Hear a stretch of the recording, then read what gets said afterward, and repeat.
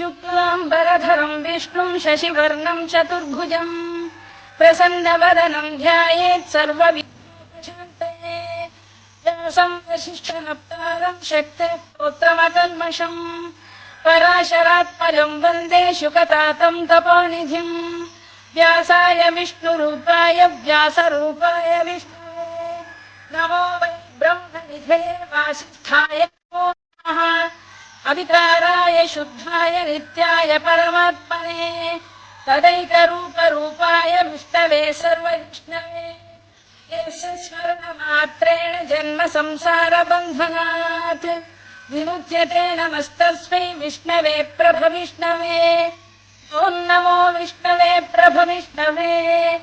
श्रीवैशम्पायन उवाच श्रुत्वा धर्मानशेषेण पावनानि च सर्वशः युधिष्ठिरः शान्तनवं पुनरेवाभ्यभाषत। युधिष्ठिर उवाच किमेकं दैवतं लोके किं वाप्येकं परायणम् स्तुवन्तः कङ्कमर्चन्तः प्राप्नुयुर्मा वा शुभम्। को धर्मः सर्वधर्माणां भवतः परमो मतः संसारबन्धनात्।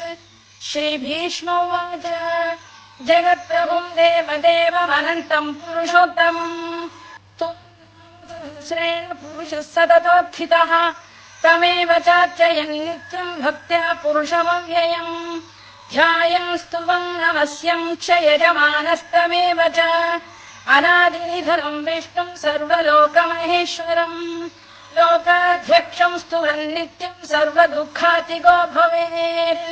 ब्रह्मण्यं सर्वधर्मज्ञं लोकानां कीर्तिवर्धनम् लोकनाथं महद्भूतं सर्वभूतभवद्भवम् एष मे सर्वधर्माणां धर्मोऽधिकतमो मतः। यद्भक्त्या पुण्डरीकाक्षं स्तवैरत्येन्नरः सदा परमं महत्तपः परमं यो महद्ब्रह्म परमं यः परायणम् पवित्राणां पवित्रं यो मङ्गलानां च मङ्गलम् दैवतं देवतानां च भूतानां यो मे प्रियः यतः सर्वभूतानि भवन्त्यादियुगागमे यस्मिंश्च प्रलयं यान्ति पुनरेव युगक्षये तस्य लोकप्रधानस्य जगन्नाथस्य भूपते विष्णोर्नाम सहस्रं मे शृणु पापभयापहम्। यानि नामानि गौणानि विख्यातानि महात्मनः ऋषिभिः परिगीतानि तानि वक्ष्यामि भूतये।